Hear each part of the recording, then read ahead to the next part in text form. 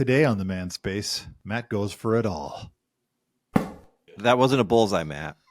I'll take what I can get. Welcome to the Manspace podcast. We're your hosts, Doctors Matt Brown and Rob Porter, and clinical therapist Mike Porter. Welcome, spacemen, from across the space-averse. It's a weird thing people say. You think we should ever draw maps of the space-averse? Put them on a T-shirt. I think that's such a scientific term. We'll have the galaxy of the Coke Zero bottle cap right over the left nipple. You can travel from there to the drink store somewhere on the map. Uh-huh. The drink store is always close to an office. That's the important part. Well, if they'd ever open the one by my office, Not I done still have yet, to drive. I drive down to the QT where Mike used to go with me, and now he's sold out. And every time that one woman is like, "Where's your brother?" I'm like, "Remember he moved?" She's like, "Oh, that's right. Say hi for me." Like, she still asks. Thanks for reminding me. yeah, she doesn't even know our names. I don't know hers either. Does she even know the difference between the two of you? Probably Like if not. Mike just showed up, would you just assume that the other one? Yeah, she probably thought asked. moved wasn't there. So, Mike, let's start with this thing you talked about. Let's explain why Matt threw a dart terribly. Although I do think I will say this. In the record of darts that we have played, I'm pretty sure I'm in last place. I think I've only won once. I think Matt beat me last time twice in one game. He did, because technically he beat you as me. Yeah. Although I Which helped also that. means I you did kind of help. beat you kind of beat yourself there, buddy. Yeah. You were throwing. Yeah, I threw for Mike too. Yeah, that's what I'm So I saying. was We also were taking beating turns, myself. so you beat yourself too. Either way, it's Matt and I beating up on me. Careful, Mike. Are you going back to the Manly Feud episode? Yes. Sprinkled in with some Barbie. That was my favorite. Barbie. What was the Barbie one? I will beat you off right now.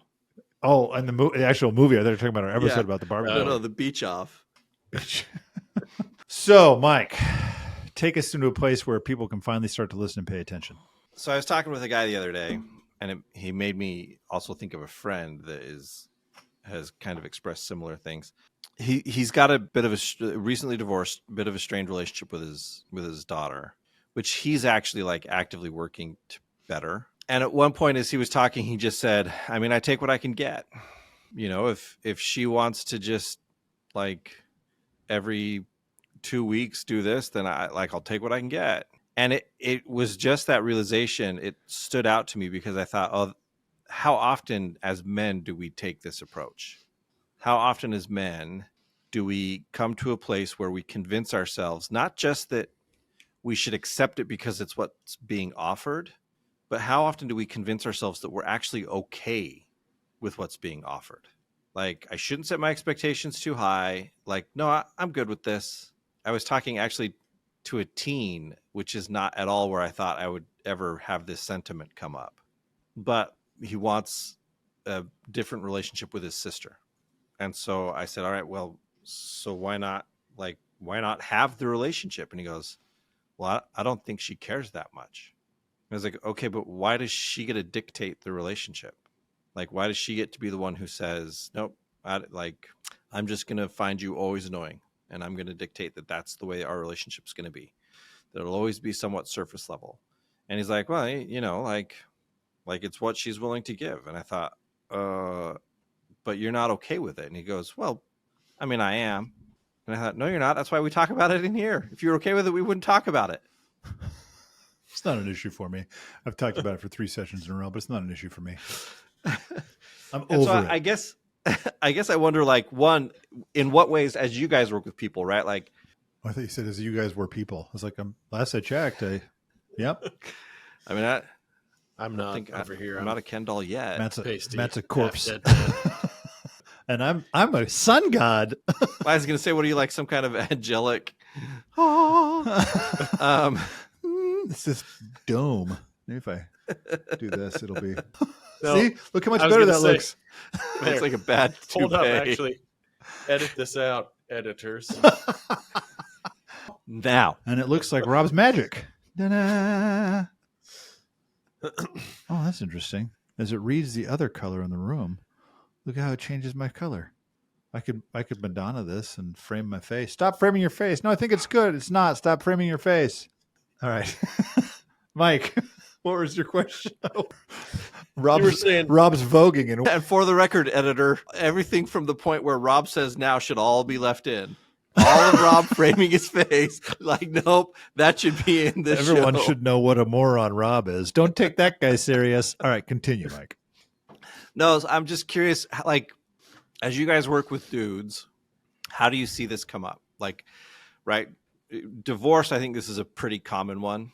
Of like, I can think of a handful. Like I said, I've got some friends and some other clients that have expressed similar emotions surrounding or similar thought process surrounding their relationship with their kids. Like, I guess I'm just going to take what I can get. Like, but how do you guys see it as you work with different people? It's kind of interesting when you say that, actually, because based on the pre-conversation we had, which will be yours, listeners, for a small subscription fee of $3 a month. I'm just kidding. But at some point, yes. One day. But I was thinking, well, I guess in short, first, before I answer your question, I'll say, I think I see this as a good and a bad thing. I think there is good in saying, I'll take what I can get. I think there's a degree of like acceptance of things as they are, but there has to be a limit in that.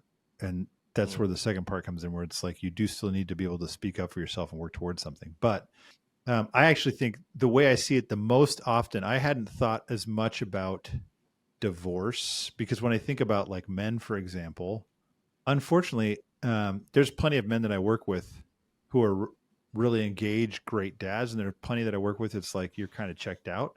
There's plenty of men that I work with, though, that complain about like divorce really ruined me financially, which is true. It ruins everybody financially, at least to some degree. But I feel like, yes, but it probably ruined your spouse more than you financially for the most part.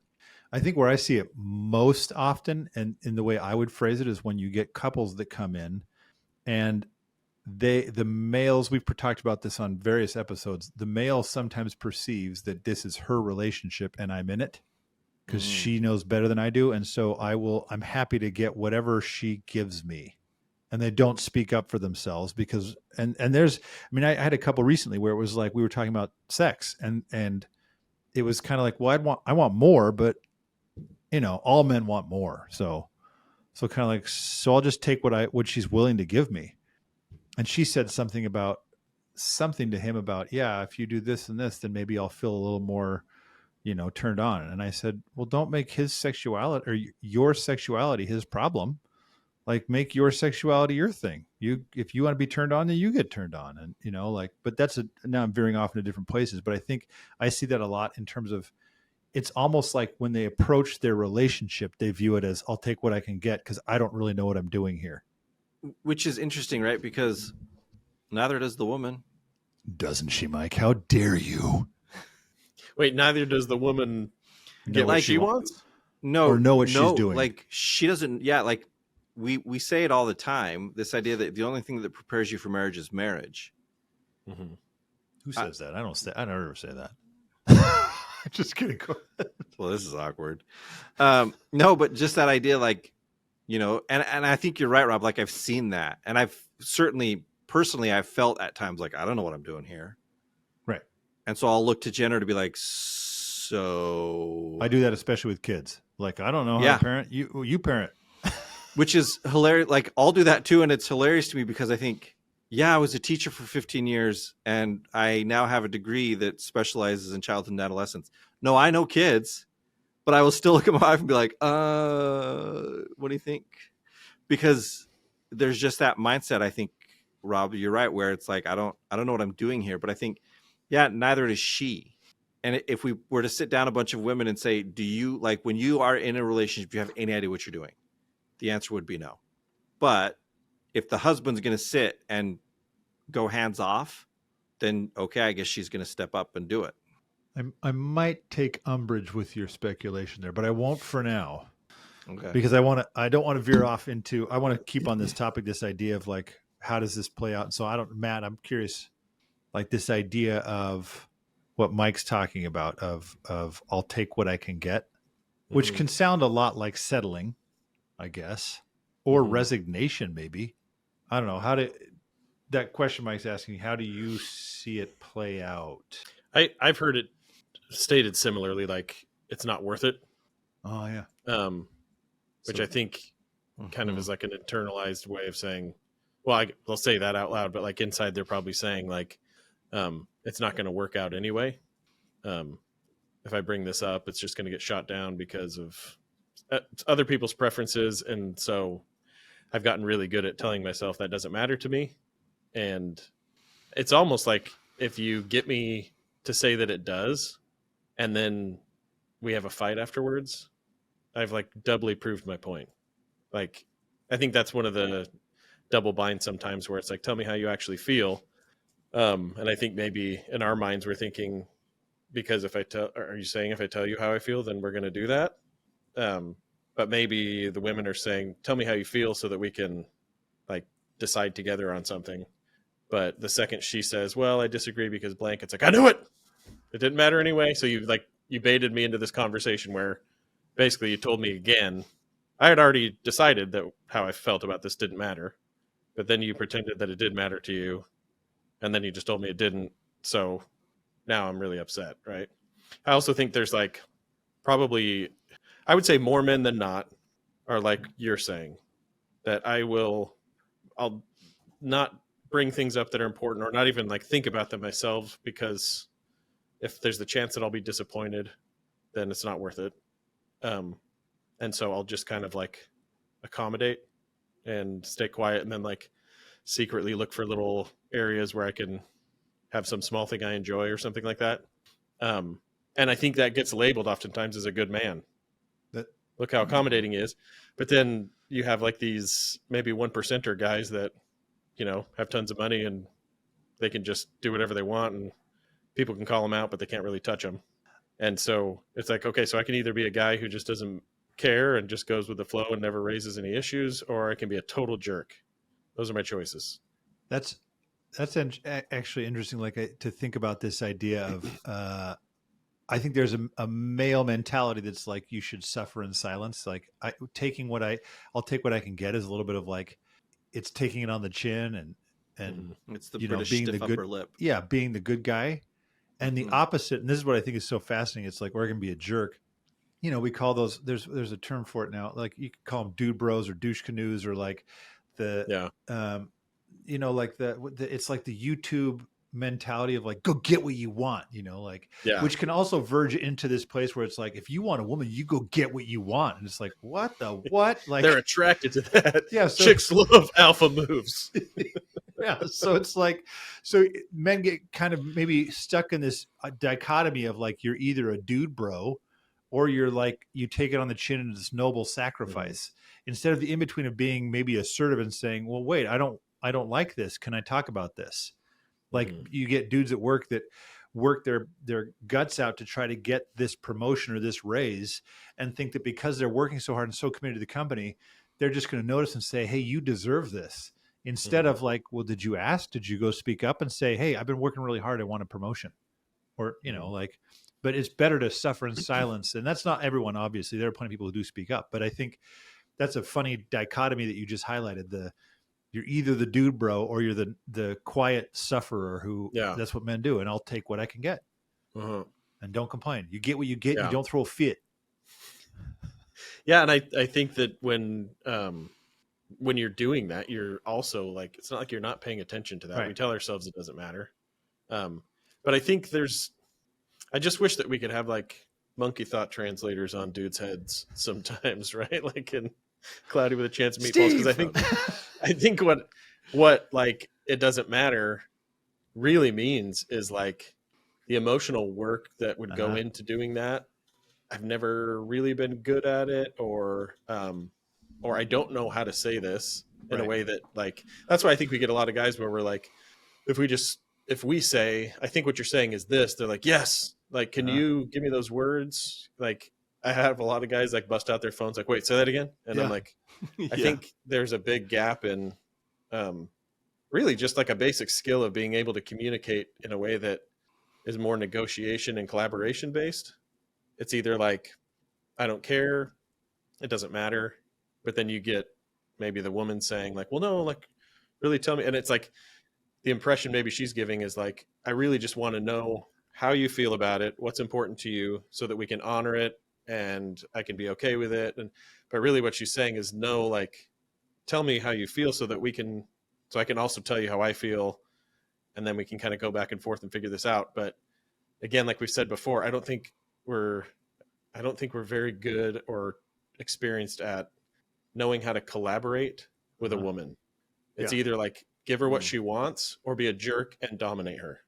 Yes, although Those are like the only messages we see, right? We don't see guys that are like, can you think? I mean, I'm trying to think of like, I know there are good examples in media of guys that will kind of like have a good collaborative conversation that doesn't feel, I don't want to say like emasculating, but there is kind of a version of this that's like, that is collaborative, but it's pretty clear that you're also just trying to appear a certain way. right. Like a lot of commercials now seem to portray that, but like somebody who can kind of simultaneously say, no, I don't think you're hearing me correctly, or I don't think, you're understanding how important this is to me. I do really think that what you're saying is important too, but like that gentle kind of pushing, I think a lot of guys are really uncomfortable with that. And because again, it feels, and especially nowadays, I think it feels like, and it could quickly get labeled as you're being Toxic. you're dominating me, I don't think all women respond that way. I'm not saying that at all, but I think we hear those messages around us a lot. And so I think that's another area where we say, I'll just stay quiet then. I don't want to deal with that. I don't want to deal with being labeled whatever or misinterpreted or whatever. Yeah. And I'll just maybe talk to some guy friends about it, or maybe just never talk to anybody about it. Probably that one. Yeah. That's an interesting question. I got stuck for a second trying to think of examples in media that I've seen where I was like, well, that's a really good, solid, a kind of a male speaking up for himself and advocating for himself, like we've talked about in recent episodes, not coming off as condescending or dominating, and not then, and like having a good collaborative back and forth. And I feel like, I'd have to watch specifically for that, but I think usually for the sake of progressing storylines or character tropes or whatever, they use those things. It's like watching any TV show or movie with a therapist in it. I'm always like, oh my gosh, people must think we're idiots. No wonder people don't want to see a therapist. Well, and there's that soft dominance too, that I think a lot of like the guys we're talking about, and I think we've probably all been guilty of saying the exact same thing. I'll take what I can get, or I've done it for sure. Not that big deal, right? Oh yeah. I think the soft dominance is like dismissal. Mm-hmm. It's not like, you could even be dismissive and domineering in a way in saying, I take what I can get. That's a bit passive aggressive, right? Yeah. Mm-hmm. Instead, what you're saying is like, I'm too anxious or afraid to say what I really want. And so, or, I don't have any hope that it'll work, but I haven't even given you an opportunity because I haven't shown up in a way that we could actually have this conversation. So I'm just going to passive aggressively say, like, I'm the guy who sacrifices all the time. I'm the guy who doesn't have a choice. I'm the guy who, all that stuff. Well, and I do think, and I think this kind of goes back to what I was, at least what I feel like when I said, like, women don't have any idea either. And in the absence of someone taking an active role, they're going to do it. Is that I do think a lot of times, right, men kind of take that more passive approach of, well, whatever you want, right, to where the woman is essentially being forced to make the decision. I did it to Jenner we were out trying to get lunch today, on our way back from looking at this office, and like she's sitting here tossing stuff off, and I tossed out a couple of things where we could stop and get food, and as she's like keeps rattling stuff off, I just go, whatever, like wherever you want to go. And like until now I didn't realize, like, oh yeah, I totally just forced the decision on her. Yeah. Like that was me saying, I'm not going to make the decision, so if we're going to go eat somewhere, you're going to have to make it. Yeah. And I think that very same behavior could be a totally different experience too. Like, let's say you did say, I legitimately don't care. Yes. And I would prefer you to pick, right? Like I'm Right. making a conscious choice versus like I don't want to get into this with you, so you just pick. Well, and that's like for sure, mine was I really didn't have that strong of an opinion. Big surprise. Yeah. And she did suggest a couple, and I was like, no, I'm not eating there. Like, So you decide, nope, not good enough. Not good. You decided wrong. Guess again. Yeah, because there are times, right? And we've talked about that too. There are times where legitimately we may not care. Yeah. And it's like, or like, I know for some people, like fast food is all like, I kind of love all of it. Like, and it's one of those where I'm like, well, if you leave it to me, we're going to Arby's today. Yeah, right. So I'm if the only one who you picks feel that. strongly about Arby's, no, I tried to get Jenner to go today. Hold up. Are you honest about Arby's? Dude, Oh my I gosh, like Arby's. I've never lied about that. I don't I love love it. their stupid. Well, like I don't, but every once in a while, like their roast beef and cheddar. I don't like love that. I thing. prefer just plain roast beef, but I also actually that's like really their. good too. And I don't. I was never under any delusion that I'm eating like a deli sandwich when I go there. I'm like, no, this is crappy Arby's. Like it's Arby's. But also they have I a know what chicken it is. sandwich. It's like a chicken bacon Swiss. Yeah. It's actually really good. Yeah. Okay. No, I think now Arby's nowadays, sure. Back in the day, I always just felt like it's not like I was eating like a king as a kid either, but like I just felt like I'm kind of like I'm getting ripped off here. No way, man. I feel like like I bite into that 5 for sandwich and 5. nothing stops me. I just go right through it. Like I feel like when we were, because like especially in early college, and when the trombone player in our band, which sounds really, it was a cool punk ska band, not like a high school marching band. Okay, get off my back. But like his girlfriend, I think, worked at Arby's, and she'd always bring us the 5 for 5. You get 5 roast beef sandwiches. For roast $5. beef and Lucky cheddar, you. whatever. It was like, so I was like, man, Arby's, man, free food. She was also the one who threw underwear at me on stage. She's like, oh, cool. Oh, because they were like really big. I was like, cool. But then I found out it was her. I was like, oh, she just bought them at the thrift store. Wasn't as exciting. So, but let's go back for a second, because it's funny as we talk about this. I think we've identified many times over the episodes, and even in this one we're talking about now, about why men do this. And I think that a lot of it has to do with not wanting to upset the apple cart, or not wanting to not wanting to hurt your wife's feelings, or not wanting to get yelled at. And there are plenty of times that we could also say, there are plenty of times that like a wife will say, well, I want you to share. And so they do. And then it's like, that's dumb. And it's like, well, that's why I don't share. And so Yeah, right, like sometimes a partner will response. ask for the thing they want and then poop on it. yeah. But all that being aside, I do think, because maybe I'll leave this part off for now, because I think, like I said, I think there is merit in learning to love what you have, not just like, I'll take what I can get, but actually like I value what I have. Because if I can't change, because probably plenty of men would say, like if we took the category of sex, which is an easy one for men, well, they'll say, I'll take what I can get. Because they probably feel like I've tried every other avenue I can to get more, Right. but I can't. And so I'm just happy to have any. And I think that mentality is not bad to me. There's not resignation in that per se, of like, if this is what it is, I have to know how to love it. The part that I'm curious about. Oh, go ahead, Mike. Well, no. I was going to say, like, I've talked to a couple of military guys where a couple of different guys have shared the phrase used in whatever army, I think is the branch they served in, embrace the suck. And I actually really like that one because of the inclusion of the word embrace. Yeah, it's not just right. It's not just, you're not just dealing with it. You are welcoming this thing and saying, yep, like, here's where I'm at. And this, like, I'm going to get whatever I can get out of it, and I'm going to go to the next thing. And so I do think there is a lot of benefit in figuring out, right, how to do that. But often with the guys that I've been talking about, and certainly this was the sentiment both times yesterday, was this feeling of resignation. Mm-hmm.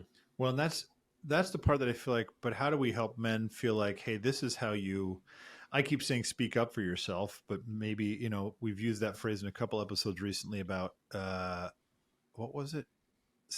Like, speak up for what you want, but don't make a big deal out of it. I'm losing the phrase. Yeah. Okay. But like just figuring out, maybe there's a balance of like, I can accept this for what it is, but I'm also able and willing to say, can I have something different? Mm-hmm. Like, what is it we could say to men to say, this is how you ask for something different. This is how you create something different besides just saying there's nothing I can do? I have one thought in my head, but I'd rather put you on the spot first. Well, I might not be saying what they could say. All right, it's fine if it's I'm a not. mentality or thinking. Then great. Yeah, I think there's like this misconception that there's no choice in it. Mhm. And I think really highlighting the choice and saying you're choosing not to say something because you'd rather not deal with the potential conflict or whatever, right? So make that clear. Like help yourself identify that I'm making a choice. So don't say things like I have no choice or I have no say. But once you acknowledge the choice you're making, then you can think about how you actually feel about that choice, right? And if you, in some cases, you might be like, yeah, given 10 more opportunities, I'd choose the same thing because really when it comes down to it, I am actually happy with this, but maybe my partner's saying I should want more or I should be like, I really don't care. I think there are a lot of guys who would say like, yeah, I'm just simple. Like, look at, not all guys, but look at how a lot of guys, when they're living on their own, set things up.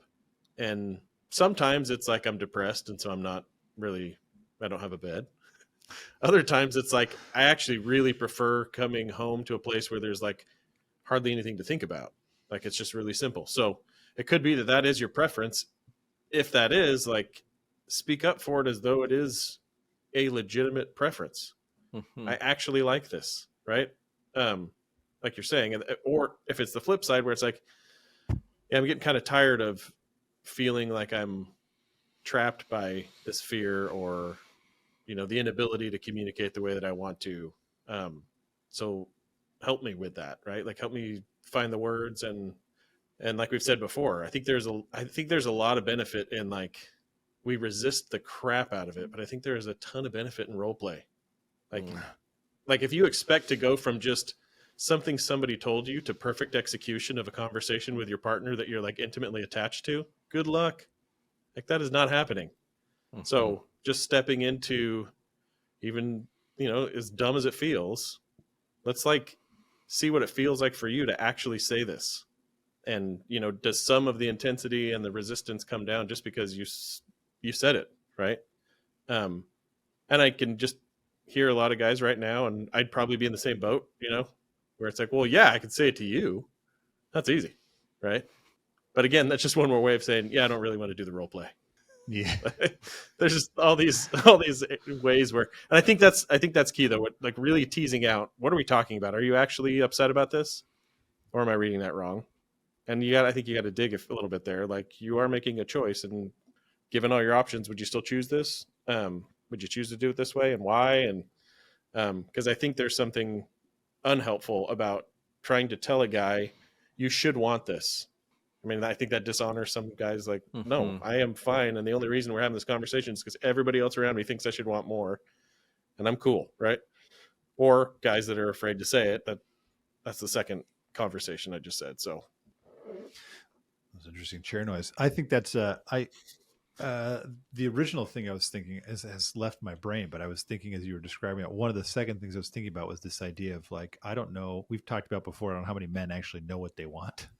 Yeah. And sometimes I think we want what we should want. There's plenty of things I've asked myself before where like sometimes I have this thing where it's like, well, how come that person's doing this? I want to do that. And then I pause and say, do I actually want to do that? My answer is like, no, I don't want to do that. Yeah. I want maybe the things that I think might come with it, or I wish I was at this point. That'd be cool, but I don't actually want that stuff. And I think too many people, when they say, I'll take what I can get, like, I don't know if you know, well, is there something more you want? And sometimes it's like, oh, well, no, actually. So this isn't, it's a weird narrative they've adopted of like, kind of what you're saying. It's out of my control. I didn't get to pick this. My ex-wife is the one dictating this, or this. And so I'll just take what I can get. Or it's another way sometimes of describing, like in the case of someone where it's like my kid doesn't want to be around me, or they'll only be around me for a little bit and I'll take what I can get. I think sometimes that's a way of men trying to describe like, this sucks. I hate it. I wish my kid wanted to be around me more. And I don't know what to do about that. So I'll take what I can get. I'm just happy to have any time with them. Instead of saying, sometimes it's a matter of going and saying, hey, to your kid, like, I think maybe, you know, you have a hard time being around me or whatever it is, or we have a strained relationship. what can I do? Like, what have I done that's Mhm. kind of got you here? Just getting feedback to say, hey, if this is all I get, why is this all I'm getting? Don't just assume Well, like, well, the gods have decreed it. It's saying, right. is there something that I or we together could change? It doesn't Mhm. have to be claiming your land for Spain as much as just saying the collaborative thing. Like, could we talk about Mhm. this? Because this doesn't work well for me. And I understand that I may have dug my own grave in this and I want to undig it. There's a word for that. Dig myself out. Fill it in. But Mike, I Um, cut you off. Yeah. well, I was going to say, I think there's a lot to be said for that curiosity, right? Like your kid is behaving in the way they're behaving for a reason, and particularly when it comes to teens. I mean, we all do it, but I think teens do it a little bit more spectacularly. They will Mm. create the narrative to give meaning to what's happening. And so if they see a certain behavior in one of their parents, short of an explanation, they'll come up with one, often of which they are the star, not usually in positive ways, right? Oh, dad must have because of this thing that I did. No, that's not at all why dad's doing the thing, right? Dad's doing the thing because he's trying to be respectful, but like, and so I think there's a lot of value in having that conversation of like, hey, let me understand where you are. Like acknowledging, yeah, this is what I feel like the relationship has become. I feel like it's strained. I feel like we're distant. I don't feel like we're as close as we used to, but I'm not sure how we got here. So help me understand what this feeling is like for you, which then opens the door to be able to say, what do you think it's like for me? Like, how do you think, like, where do you think I am right now in all of this? Do you think I'm like super happy about the fact that we don't spend time together? Right? Where it's you have that opportunity to kind of explore where you each are. I, I do think I want to kind of tweak that a little bit because I think it matters too to not just, it's not bad to say, where do you think I am? Because kind of like you're saying, hey, can you take perspective on me for a second? Mm-hmm. But I think sometimes that's dangerous because it's like saying, well, why don't you imagine what it's like for me instead of saying, can I tell you what it's been like for me? Right. And that part I think matters a lot because I do feel like men need to feel in a healthy way a little more control of their lives. Like I think so often in even last episode when we're talking about poor George Bailey and thinking there's elements of like I'm not in control of my life. I have to respond to these things rather than, as you're pointing out, Matt, like I'm choosing to respond to these things because this is what I value. So I'm Mm-hmm. choosing to not say something because I don't want that outcome. Mhm. And even if that's your answer, if it's like, well, I'm choosing to stay at this job because even though I hate it, because the alternative feels more painful to me. Mhm. Okay, well, at least now you're being honest instead of saying, well, look, I can't do anything about it. I have to feed my kids. It's like you just don't like that outcome. And taking ownership of like, yeah, I'm choosing this one, then feels like, okay, well, maybe I have more ownership than I think, or um, more control than I think. And so, Mike, the part I was thinking about when you said curiosity, I think, yes, I would say curiosity with accountability. Like you show up saying, hey, help me understand where you're at with this and what I have, like how I have been a part of Right. creating this. Right. It's very different than, I think it matters a lot. And as men, I think we can do this, but I also think it matters a lot for any human to always examine first, like, what have I done that I could shift? There's way too much in our culture and society now of saying, it's somebody else's problem. Somebody else did this to me. Somebody offended me. Somebody something. Instead of saying, well, what did I do that got me here? Maybe I was Which too was aggressive or too quiet or too something that I need to shift. And so which being was able to have those collaborative conversations matters. Mhm. well, and that's kind of like ultimately I think in my head that's the outcome I was going for. This idea of like, where do you think I am in this, right? Like I want to hear your perception of me to try to understand, because how often is a kid just going to say nothing, it's fine? And so Yeah. in asking them like, what's your narrative of how this whole thing played out, right? Because I think in that I might learn, oh, you think I did this, you think I'm super happy about this thing. And so now I know, well, yeah, we're not even talking about the right thing because I thought it was this. And now that I know you think I wanted this was all my idea. Okay, well, now I know what we're talking about. And I do like something else she said, right? And I love the idea of choice. We've talked about that. Like, I think that's a huge thing. There's a caveat though. Caveat with our accoutrement. Right. Oh, we are fancy today. And it's the idea of, we've all probably done it. I'm certain we've all talked to people Probably not me. where the response is, I know exactly what she's going to say. Yeah, I've never done that. Or what they're going to say. Yeah, Wow. not me. Look at Rob. Way to go. Yeah, I'm nailing life. You should probably write a book about it. It's in the works. How to Chapter be 17. me. Things I'd never say. Things I would never do that other idiots do. But it's like, there are times, right, where, like, sure, right, the example you used of the job transition.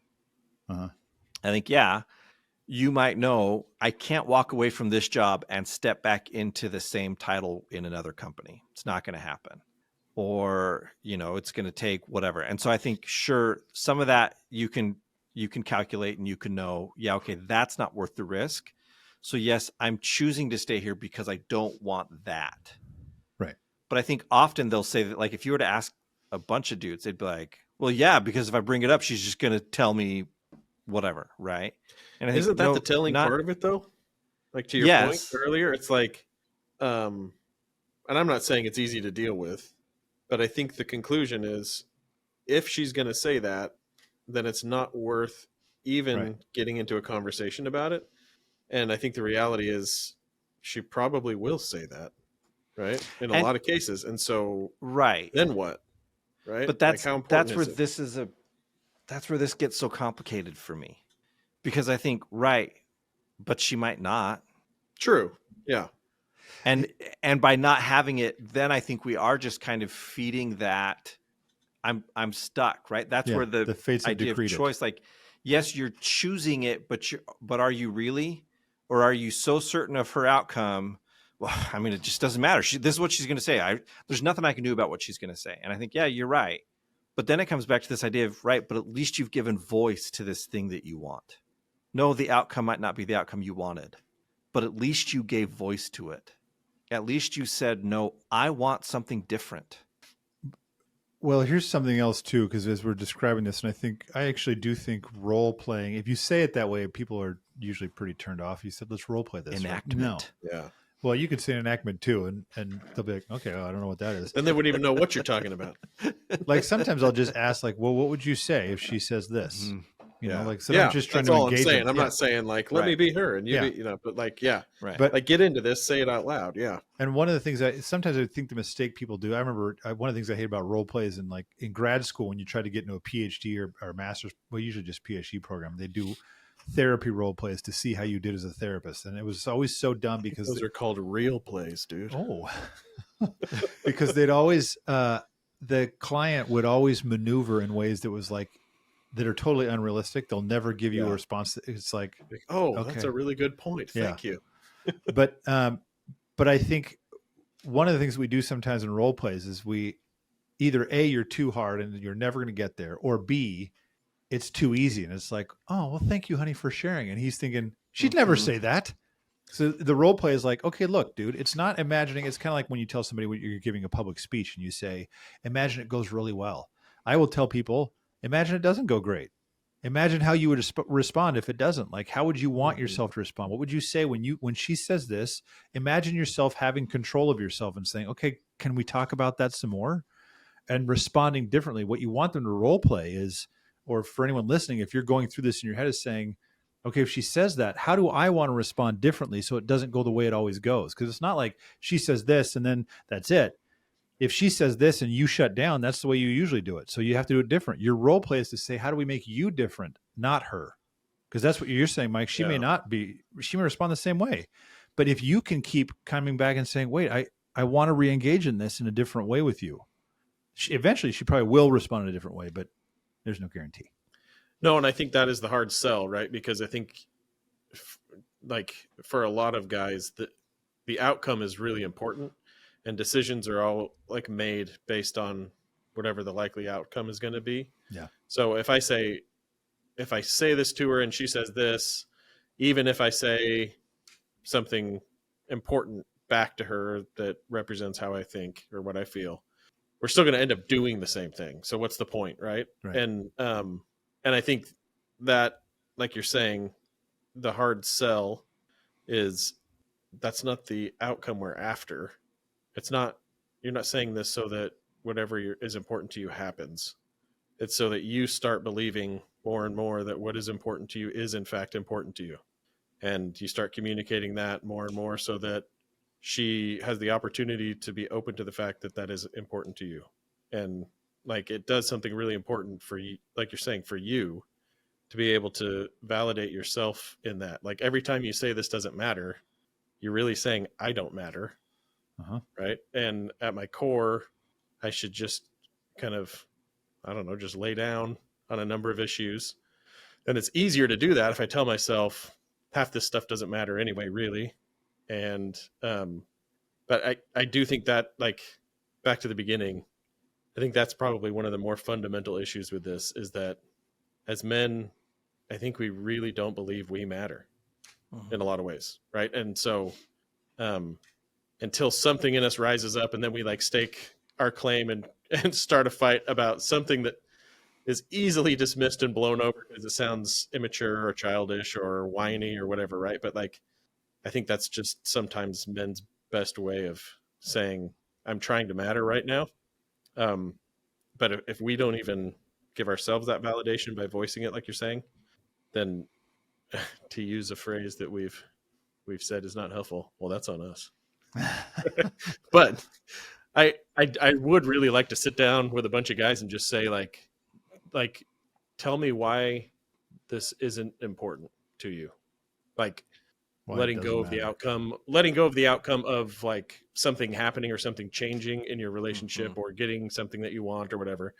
Why is you saying this matters to me and it's important, and I'm going to say that so that I feel like I matter more? Like, why is that not worth it? And I'm not asking that like it should be, and why are you not getting on board with it? I would really want to hear what men have to say about that. Like, why is that not important enough to do this more regularly? Yeah, I don't know. That's interesting, because I don't know that they'd say it's not important enough. I think they would say, I've never thought of it that way. They don't, because of the outcome thing. Like, it's if we look at the outcome long-term being, you are the kind of man who knows the things he likes and doesn't like, can feel like he can advocate for himself or step back if needed, can control his emotional responses and outcomes, like emotional things, then that's what you're describing, I think, is 100% correct. We have to build that by speaking up for ourselves and not invalidating and dismissing our own experience, thereby dismissing ourselves. But I don't think men see it that way because they're so outcome focused. And so shifting away from the outcome, or from that specific outcome, that the outcome would be that you are now having lasagna for dinner finally. It's like the outcome is that, like, no, it matters that you said it. And I'm sure all three of us have said that 1,000 times to clients in general. They're like, well, it's not going to change anything. It does. It changes your brain to say, well, that's this what I'm matters. Saying. I think we think that, and that's what I'd be curious about. Like, I just don't know if they think of it that way. I'd be curious too to find out, because I don't think it registers in their head that way. Yeah. Because like we say it like that, and I'm just thinking like in a conversation, we probably have all said it more like, they'll say, well, it doesn't matter because I'm not going to get, and we'll say, no, what matters is you, right? And there we are in a position of trying to convince them that they matter and that it matters. Instead of, and I guess I'd really just want to be like, tell me why you feel like you don't matter, right? Like, and I think, again, you'd probably get, well, because everybody does this, this, and this. Okay, like, but if we keep peeling that back, like, why don't you matter? I don't know. Yeah. And I think you'd get a lot of guys crying, actually. Yeah. As soon as they buy into that feeling, that like when they recognize, like, oh yeah, that's true, it does feel like that to me, without having said it, I think you get a lot of dudes who'd say, I know exactly what that is, but I don't have an answer for you, which would probably freak them out a little bit. Like, I don't know why I don't matter, but I feel like I don't. Yeah. And so I convince myself that these things do or don't matter, so that I don't have to continue to invalidate myself. So it's like, okay, whatever, because we are so behavioral, not just as men, but as humans, that if I can see the behavior happening, it means something is working. Yeah. So I think you're right. I think there's a much broader philosophical underpinning in all of this Mhm. That's kind of an interesting, like, well, why do you feel like you don't matter? Yeah. That's interesting. Boy, we got real deep there, Tim. Man, you really took us into the vortex of manliness. Well, we take what we can get. We've done it. So, any other parting thoughts? Tips for men? I think we've already given like 7. If you weren't paying attention, Spaceman, shame on you. The only thought that I had as you guys were kind of wrapping up there was, and we may have already said it, so sorry, but here we go. I do think there's a lot of benefit in pausing to say, what is it I want in this relationship, right? And this was the conversation I had yesterday, right, where it's a fine line, because no, you can't, like in a relationship in particular, no, you can't just force things in a relationship with anybody, right?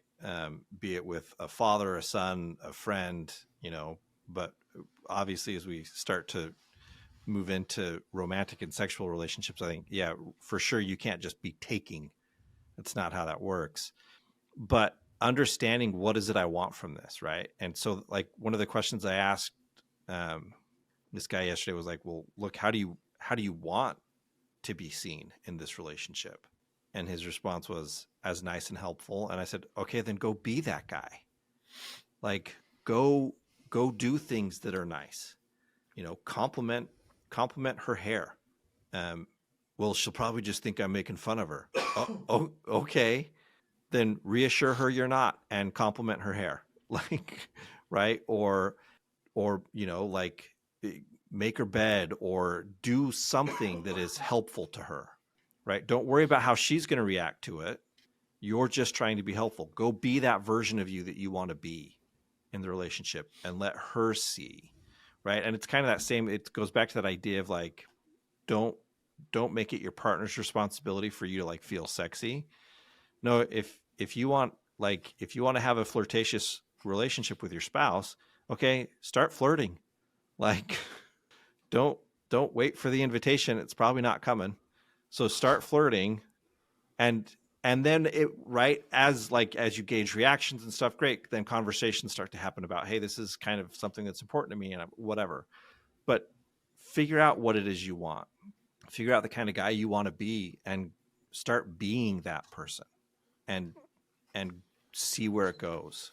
Be the you inside you. Book number 17. But outside you. What is it from Lego Batman? Be the change you want to be. Michael Jackson. No, Batman. Every time I think of that movie, I think of Michael Cera doing one of two gosh. things: A, singing with the orphans, going "Shaman," or when he periodically throughout the episode or the show goes "Rip." He's always pulling his pants off. All right. Well, I guess on that nugget, we should leave this episode in our usual way and catch us next time on the Manspace. I was going to throw a dart, but I'll take what I can get. And ta-da. You guys, in this light, Mike looks normal. Matt, you look a little ghostly. Dead. And Rob looks a little bit like... washed out. Yeah, that's the word I'm looking for. Mm-hmm. I kept trying to mess with the lights, but unless I do the... here, let's try the... Where's the police one I wanted? Did I pass it? Oh, that's rainbowy. All right, fine, I won't.